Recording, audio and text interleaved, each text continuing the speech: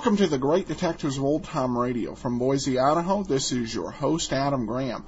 If you have a comment, email it to me, box13@greatdetectives.net. Remember, you can follow us over on Twitter at Radio Detectives, and cast your vote for the show on Podcast Alley, podcastalley.greatdetectives.net, and when you do, let us know which show you'd like to hear this year. Candy Madsen or Nero Wolf. Got a comment? I'll be happy with either, but think a female detective deserves a highlight in this male-dominated genre. Thanks so much for your comment over there on Podcast Alley. All right, well, we have actually a voicemail, but we're going to play that after the show. I know we went a little long yesterday talking about the death of Jackson Gillis, so... but before we do get into today's show, I do want to let you know about our sponsor. You know, it can be a challenge to grow your business. It seems there are a never-ending list of activities that eat into your limited time. That's why I'm so glad to tell you about GoToMeeting. Because GoToMeeting allows you to do more with the time you have, whether it saves you a plane trip to California or a car trip across town. GoToMeeting saves you time on travel. It can also give you greater flexibility in your scheduling. With GoToMeeting, you can meet with a client in Peoria, and then immediately afterwards be able to connect with vendors in Albuquerque through the convenience of GoToMeeting web conferencing. Listeners to the Great Detectives of Old Time Radio can try GoToMeeting free for 45 days. For this special offer, visit GoToMeeting.com/podcast. That's GoToMeeting.com/podcast. This episode, Sherlock Holmes, is another one where they follow up on one of the original canon stories. So you're going to enjoy it, I'm sure. This is the Submarine Caves here on the Great Detectives of Old Time Radio. Petri Wine brings you Basil Rathbone and Nigel Bruce in the new adventures of Sherlock Holmes.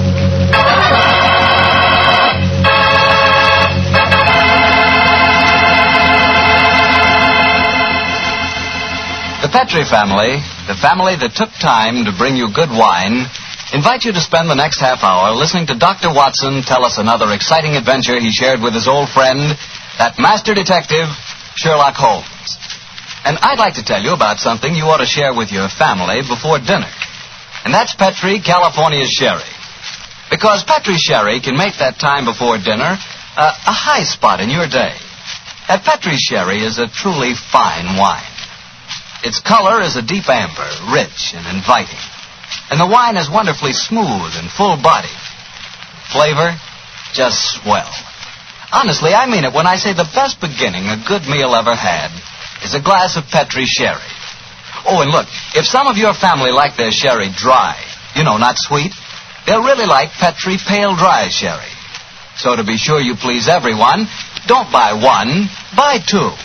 Buy the regular Petri Sherry and Petri Pale Dry Sherry. And be sure you look for those letters P-E-T-R-I, because they spell the proudest name in the history of American wines, Petri.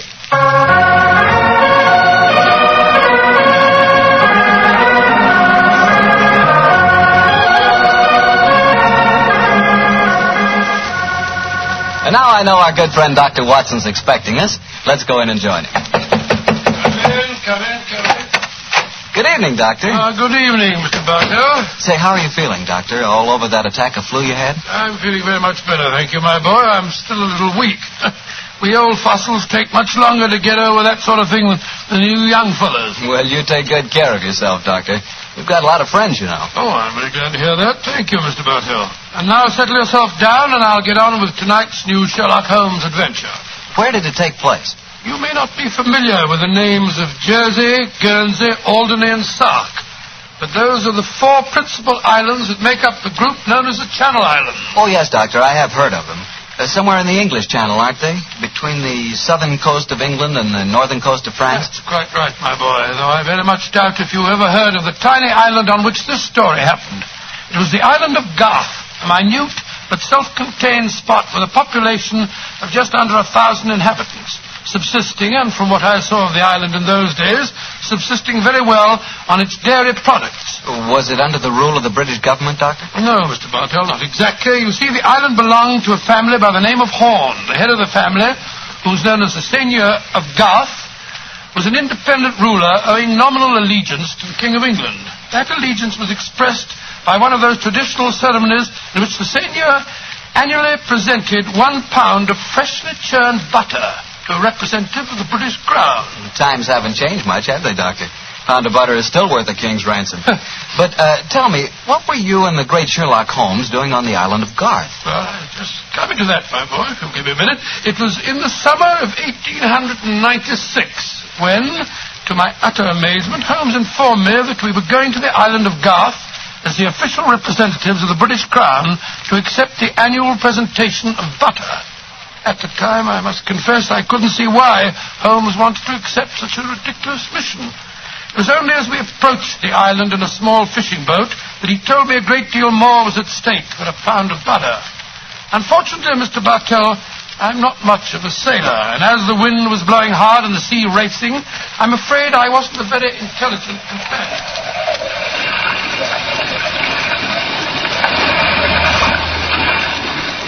Cheer up, Watson. We'll soon be there. I hope so. I feel wretched, Holmes. I must say the whole trip seems utterly ridiculous to me. Plunging and bobbing about in a little boat in a raging torrent just because somebody wants to give somebody else a pound of butter. Dear old Watson, you don't really think our mission is so innocuous, do you? Then why are we going to the island of Garth? We're going to the island of Garth at the express wish of its present ruler, Martha Horn. Martha Horn? I never heard of her. She's an extremely spirited old lady. And the only woman who dared tell a certain resident of Windsor Castle that she looked devilishly dowdy for an empress. Great Scott, you mean that I mean, Watson, that Martha Horn's behests are not lightly disregarded. Obviously, she wishes to see me urgently.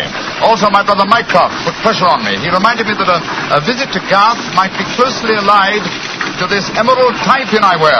Of course, you recall the origin of this pin. Well, naturally. That lady at Windsor Castle gave it to you after our little trouble last year over those stolen plans for the Bruce Partington submarine. Exactly, my dear fellow. But remember that the spy Oberstein had put those plans up for auction in all the naval centers of Europe.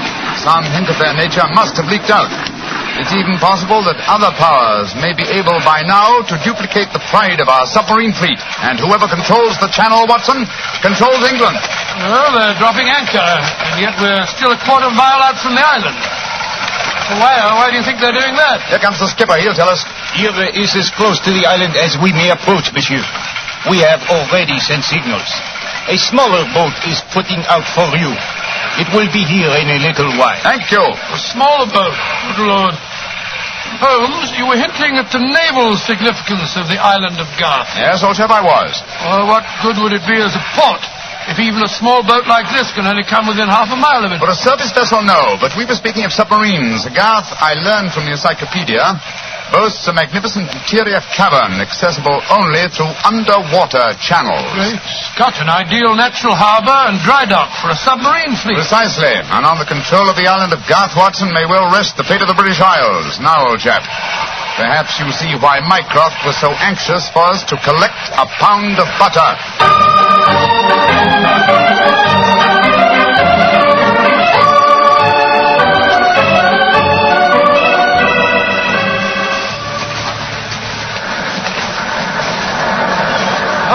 Doesn't it seem wonderful to be on land again? First the fishing smack, and then that wretched little rowing boat. Then the bucket swinging us up the face of the cliff. Now at last I can stretch my legs. Steady, old chap, steady. Let me give you a hand. You'll soon get your land legs back again. Thank you. I'm a bit shaky, I must confess. Hello? Who's that couple walking towards us? Our welcoming committee, no doubt. How do you do? Mr. Sherlock Holmes and Dr. Watson. Permit me to present myself. I am Dr. Hugo Oberwald. How do you do, sir? How do you do, Doctor? And this is Mrs. Reeves, the housekeeper at Horn Castle, where you will be staying. How do you do? How do you do, Mrs. Reeves? Welcome to the island of Garth, gentlemen. You are deputed to come and greet you and take you back to the castle. We can walk there across the cliff tops. It isn't very far. Splendid. I think my friend will appreciate traveling on terra firma once again. Dear me, Herr Doctor. You are not a good sailor, perhaps? No, perhaps about it, sir. I had a miserable crossing. I am sorry to hear it. I trust your short stay at the castle will be some recompense for the journey. The formal presentation of the butter will take place tonight. There will be no reason why you gentlemen cannot return to the mainland tomorrow. Oh, thank you, Mrs. Reeves, but it's more than likely that we shall stay on for a few days. Oh, it will be quite unnecessary. I'm afraid that is a matter for Mrs. Horn and ourselves to decide. I'm afraid that Mrs. Horn is incapable of making any further decisions. Oh, what do you mean, madam? Obviously, you have not heard, but the news is slow in reaching the mainland. Mrs. Horn died yesterday. Died? Good Lord, a natural death, I suppose. But, of course, I attended her myself. A simple case of heart failure. the poor lady died in her sleep. Shall we begin our walk to the castle? By Jove, Holmes, this changes things. You suppose it was a natural death? I suppose nothing, old fellow. But in almost 20 years of practice, I can recall precisely 3 clients, actual or potential, who died natural deaths. Come on, let's follow them.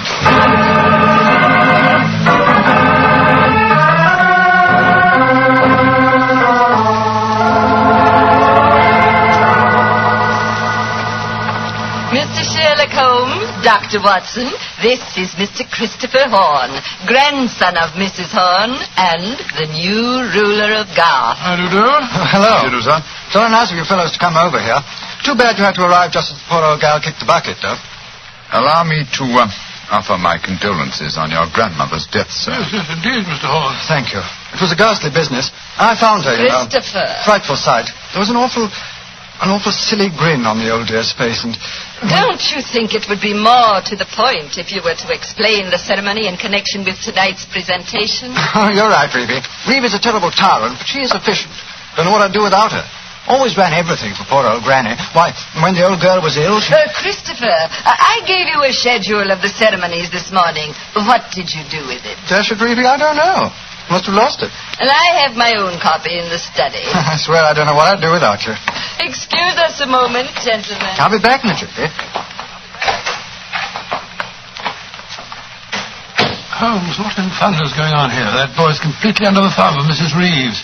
He was trying to tell us something, but that frightful woman kept changing the subject. He spoke of an awful, silly grin on the dead woman's face. Didn't that suggest something to you? By Jove, that's one of the characteristic symptoms of strychnine poisoning. Exactly, old fellow. And perhaps he was going on to mention the equally characteristic arching of the body. We've got to get Mr. Horn to ourselves for a little while, and you've got to examine the body of the dead woman. And it's going to be difficult. Is that a balcony outside the window? Yes, it is. Come along. Let's see what it leads to.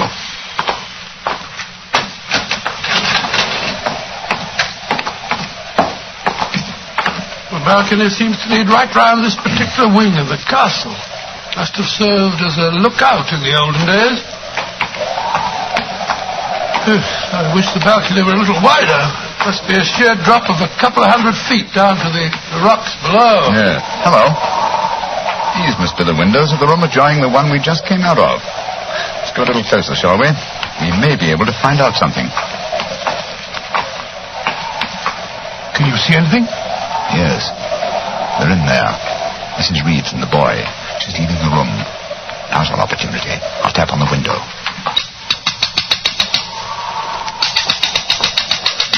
He's seen us. He's coming to open it. What are you two doing out there? Admiring the view? Yes, my boy, it's quite beautiful. Mr. Horn. Yes, Mr. Holmes. I was a great admirer of your grandmother. I was interested in what you were telling me of her death. She had a grin on her face, you said. Yes, it was awful. Her body was all hunched up like a croquet hoop. Really? Of course, Dr. Oberwald said it was perfectly all right, but I must say it seemed dashed odd to me. Yes, it was far from all right, I assure you. And you started to say something else. What was it? Let me see. You said, when she was ill... Oh, yes, that was a silly business. When she was ill, she thought she was in danger from poisoning, so she made Mrs. Reeves taste all her food and drink. Did she really? Where is your grandmother's body now? In the West Wing. The funeral's to be tomorrow morning. I see. Where did Mrs. Reeves go? I am here on the balcony behind you, gentlemen, listening to your conversation with the greatest interest. Christopher, let me warn you. These men are the emissaries of the British government. They would stop at nothing to take the island over. These men are trying to influence you against me, against Reeve, who has looked after you ever since you were born, and who tries to protect you now that your grandmother has gone and you are alone. Yes, I know, Reeve, but after all... What is your pride as the head of the Horn family, the Seigneur of Garth? The Garth that I'm trying to save for you. This man is completely unscrupulous. He was about to accuse me of murder. Weren't you, Mr. Sherlock Holmes? The thought had occurred to me, Mrs. Reeves. Of course it had, because you wished to poison Christopher's mind against me. Well, Mr. Holmes, we have no police on the island of Garth. Our only law is the word of the Seigneur, and Christopher now holds that title. Seigneur, what do you say? Will you allow an Englishman to blind you by accusing me of being a murderess? Mr. Holmes? Dr. Watson? I shall meet you at the ceremony tonight. Beyond that, I don't care to speak to you again. Good day. A shame to spoil your plans, isn't it, Mr. Holmes? Well, on the soul. Magnificent, Watson. Magnificent. A murderess who seeks to defeat me by accusing herself. Superb. It's a new game, my dear fellow, and one that must be played to a finish.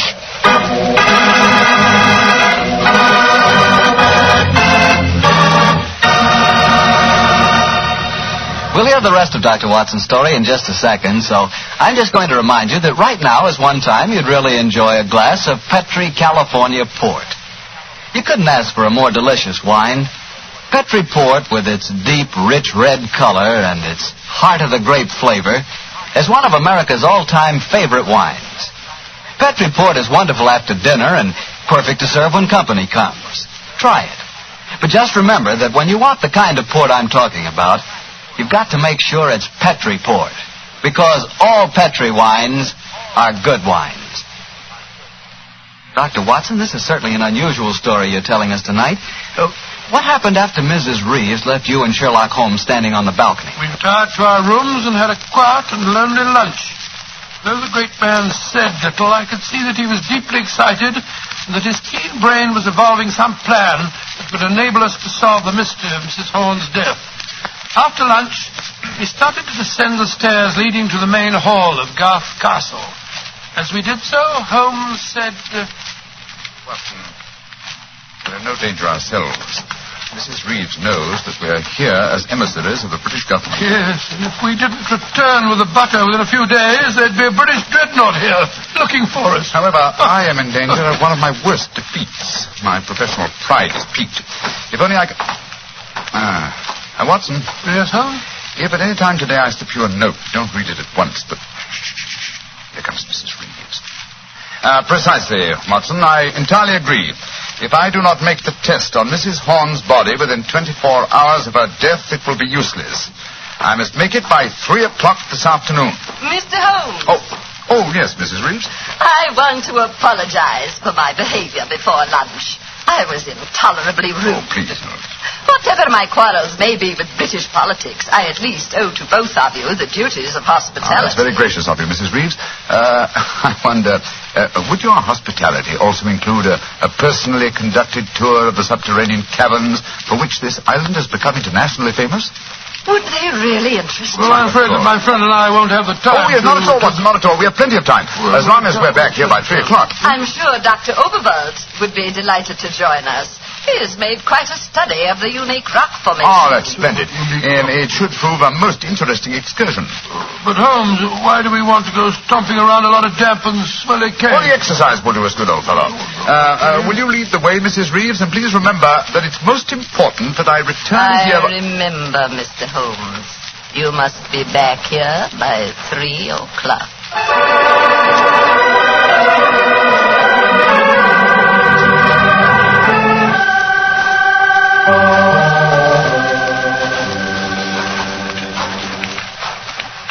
A little further, Mr. Holmes, and we shall reach the giant cavern. Most interesting. Watson and Dr. Oberwald seem to have lagged behind us somewhat. They will be here in a moment. There. This is the giant cavern. Magnificent. Truly a miracle of nature. It's a natural submarine dry dock hewn out of the rocks. Yes, Mr. Holmes. And in the olden days, only the smugglers who inhabited this island knew the entrance that leads to this cave. The first seigneur of Garth found a cache of untold wealth hidden here. Really? Silks, jewels, There are still the remains of some of the finest Calvados brandy stored among these rocks. Indeed. An incomparable drink. Would you care for some? It is our custom whenever visitors honor us with their presence to offer them a I glass. should be delighted. There is a natural shelf here in the rocks. Perfect hiding place. Here you are, Mr. Holmes. And here is a glass. This is a rare privilege. I imagine that very few people have been offered it. Only our most distinguished visitors, I assure you. This cabin is completely inaccessible from the outer sea, I presume. Completely. Unless, of course, ships could swim under the sea. Which, as you know as well as I, they can, Mrs. Reeves. Even outside the imaginings of Jules Verne. Indeed. Would you care to explore a little deeper? The others will be with us soon.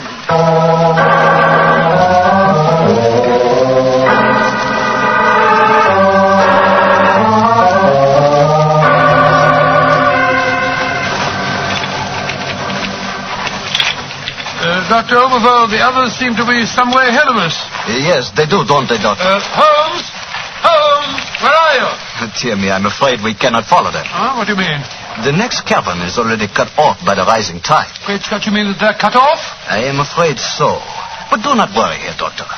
In a few hours, the tide will recede. They are in no danger. Just, shall I say, temporarily marooned.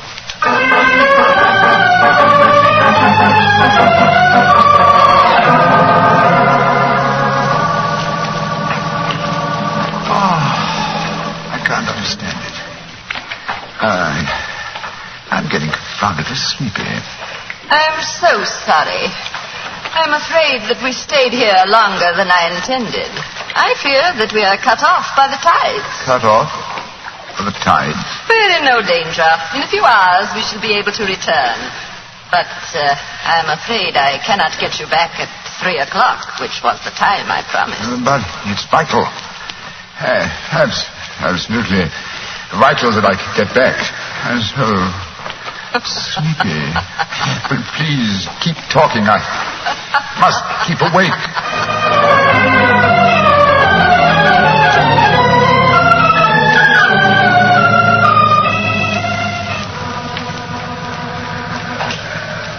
But, Dr. Overveld, I must get to Sherlock Holmes at once. I am sorry, Doctor, but we are not able to control the forces of nature.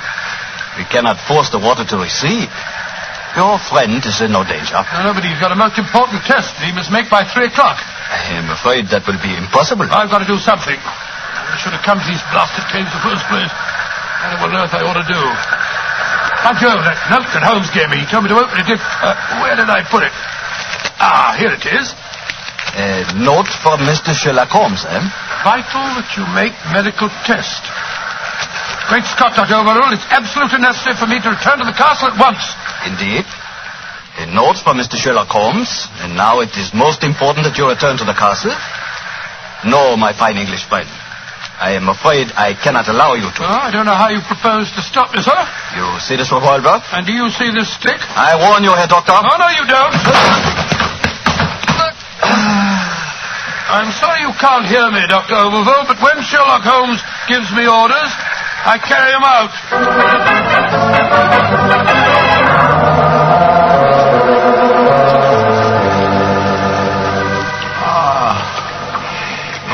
Mrs. Reeves, are we still trapped by the tide? What time is it? 5 o'clock. I'm afraid that you'll be a trifle late for your important appointment. What a pity. You deliberately trapped me here. You drugged the brandy and kept me a prisoner. Did I? Now, why should I do that, Mr. Holmes? Because you're greedy for power. That's obvious in your domination of that pleasant though weak young man who is now Senor of Gath. I'm sure your beliefs would find support in certain ideologies now arising in Germany. Your choice of a German doctor as an accomplice in your plans would support that theory. And what might my plans be? I should say that you're determined to give Gath as a submarine base to Germany. With this island in their power, they could control the channel. Very interesting. And I suppose, as well as being a spy, I'm responsible for Mrs. Horn's murder? You and Dr. Overveld between you? She was too strong for you. You had to get her out of the way. You probably made subtle attempts on her life at first, the origin of which you did not realize, but which caused her eventually to send for me. My arrival forced your hand, and so you and Dr. Oberwald resorted to the quite unsubtle expedient of poisoning her. All pure supposition, Mr. Holmes. The only law on this island is Christopher Horn. Do you suppose he'll believe you? No, I suppose he won't. You've outwitted me, Mrs. Reeves. I walked into your trap just as you intended me to. Then in that case, you may collect your pound of butter tonight and return to the mainland tomorrow. Mrs. Reeves, how much longer do we have to wait for the tide before we can make our way back to the castle? We can leave now. We could have left at any time. There's another secret entrance that is above the tide level. I merely had to make you overstay the hour of your test. I could not risk Christopher's seeing definite proof. Come now. I shall lead you back. You fool.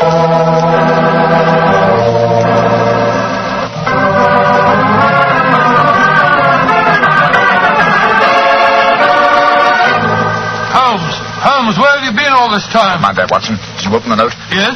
Followed my instructions? Yes, it was, as you suspected. Thank heaven, old chap. Then now we can hoist her with our own petard. Here she comes.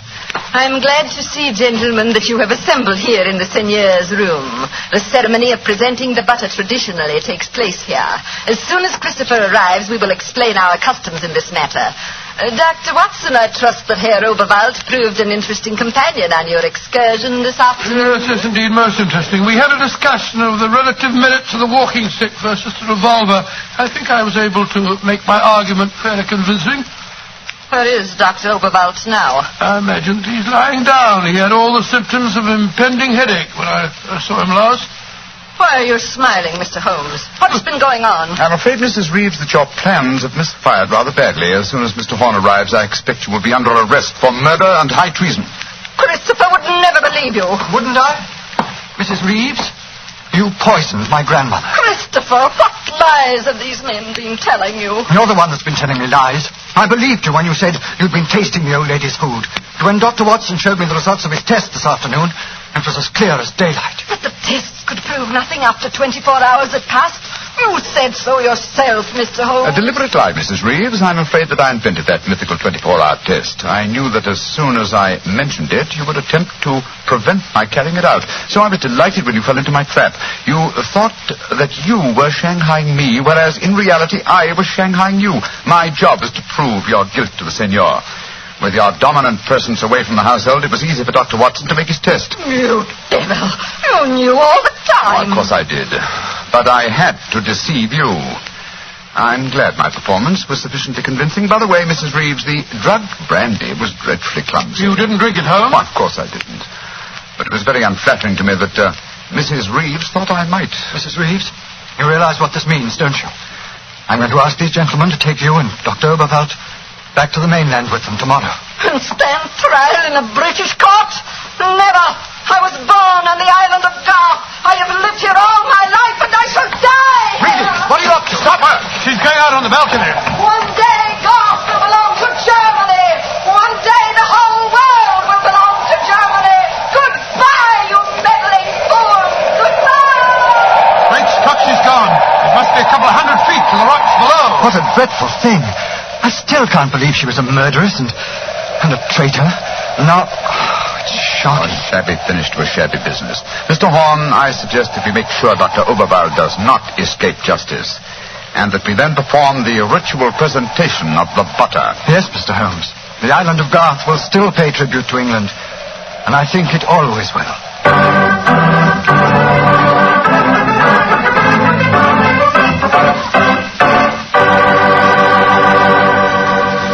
Doctor, that was some story. So Germany didn't get the island of Garth after all. No, Mr. Bartell. In fact, in after years, the island proved to be an invaluable submarine base for England. Say, what about the pound of butter? Did Holmes get it? Oh, yes. But why are you so interested in the butter? Are you kidding? In our house, butter is our second most favorite topic of conversation. Your second most favorite? Well, what's your favorite topic of conversation? Remember, you asked me. Petri wine. Oh, as if I didn't know. Doctor, that Petri wine is something to really talk about. You know, the Petri family has been making wine for generations. Why, the art of making fine wine is their heritage.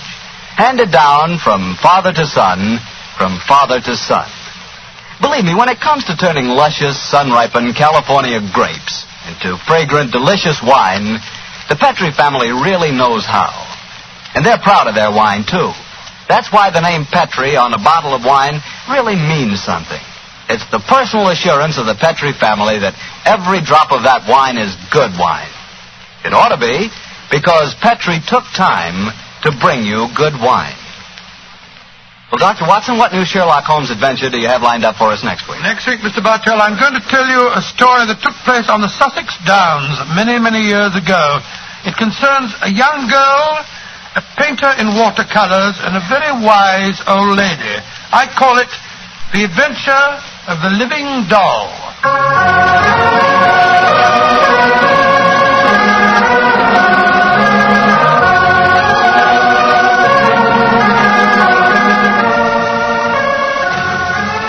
Tonight's Sherlock Holmes adventure was written by Dennis Green and Anthony Boucher and was suggested by an incident in the Sir Arthur Conan Doyle story, The Adventure of the Bruce Partington Plans.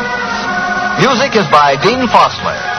Mr. Rathbone appears through the courtesy of Metro-Goldwyn-Mayer, and Mr. Bruce through the courtesy of Universal Pictures, where they are now starring in the Sherlock Holmes series.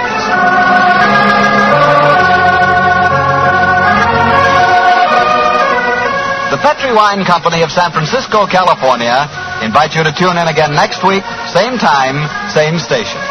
Sherlock Holmes comes to you from our Hollywood studios.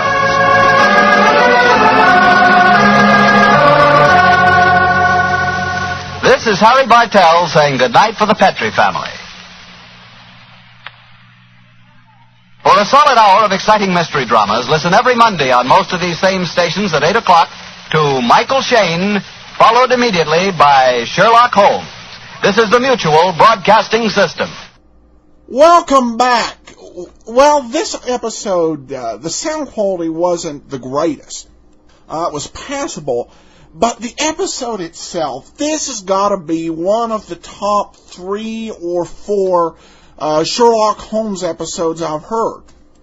First of all, you have, people always say that the Nigel Bruce portrayal of Dr. Watson has him as some kind of incompetent bumbler. Well, certainly wasn't incompetent in this episode. And I loved his whole joking about having knocked out the German doctor. And the way Holmes played the murderess in this was and moved her out of the way, I think was absolutely classic. So this was just top notch. Even though we're reaching the end of these Rathbone Bruce episodes, it's great to see continuing to be in top form. Now, you might be a little bit curious because he makes reference here that this would tie into a lot of the philosophies that were rising up in Germany at the time. And it's natural to kind of think of the Second World War, which had just concluded. But here, given the time frame that the story was set in, I think he was dealing with what he was referring to in terms of the philosophy that was on the rise was the philosophies of Friedrich Nietzsche, who actually would be one of the people who were influential on Hitler.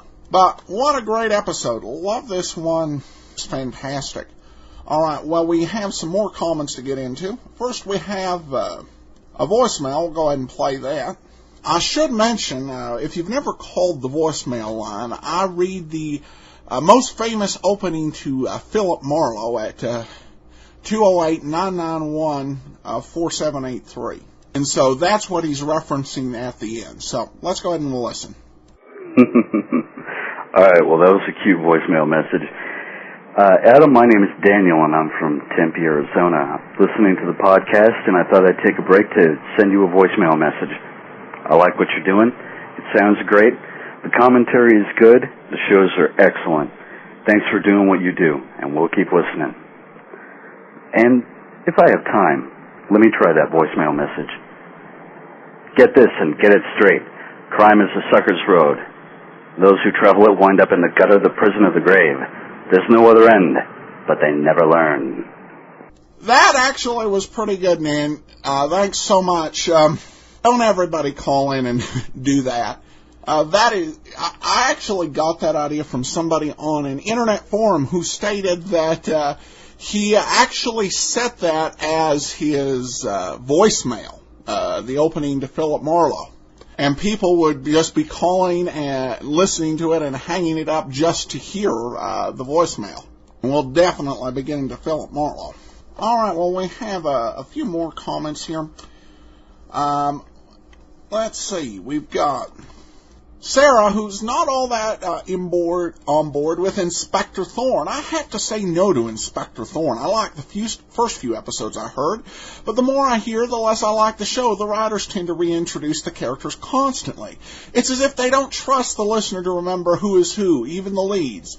The use of full names and occupations takes up at least a third of the dialogue.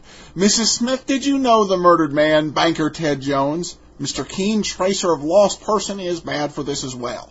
Also, every so often, they seem to use visual clues when solving a crime. The one that comes to mind is the mention of a butter dish as a source of anger for one character, yet it was not mentioned in the scene when Inspector Thorne determined who the murderer was, only in his recap. This has happened on more than one occasion. Sorry for the rant, love the show. Well, I haven't decided on Mr. Keene. I do have some moments with Inspector Thorne, but I tend to view those almost as little touches of unintentional humor, and the mysteries are usually pretty well. I have not yet gotten, as I said, to actually sit down and listen to and decide whether we'll do Mr. Keene, Tracer of Lost Persons. One big difference is that there's only 11 episodes of Inspector Thorne out there, and there's more than 55 episodes of Mr. Keene, Tracer of Lost Persons. What might be okay for 10 or 11 weeks could be problematic over a longer period. So, we'll see, and thanks so much for your feedback, Sarah.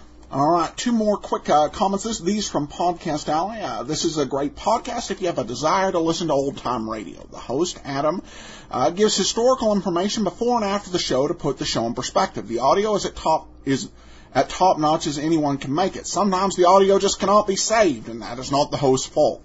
I gave many old-time radio podcasts a try before I found this one. Trust me, worth every second, highly recommended. And then we have this one from David, who writes on Podcast Alley, Adam, I just wanted to say thank you again for all you do. You have turned me on to the whole new genre for me. I'm now reading crime noir novels, watching noir films, and of course listening to The Great Detectives and to Dragnet. I'm a police detective, so these shows are not only entertaining but fascinating to me. I love to compare the differences and similarities between law enforcement then and now. Once again, thank you, best David Benjamin. And thanks for what you do in law enforcement, David. All right, well, that'll wrap it up for today. We'll be back tomorrow with yours truly, Johnny Dollar. Send your thoughts in to box13 at greatdetectives.net. Remember to cast your vote on Podcast Alley, podcastalley.greatdetectives.net. We're down to the last week of Candy vs. Nero, and you can join us over on Facebook, facebook.greatdetectives.net. From Boise, Idaho, this is your host, Adam Graham, signing off.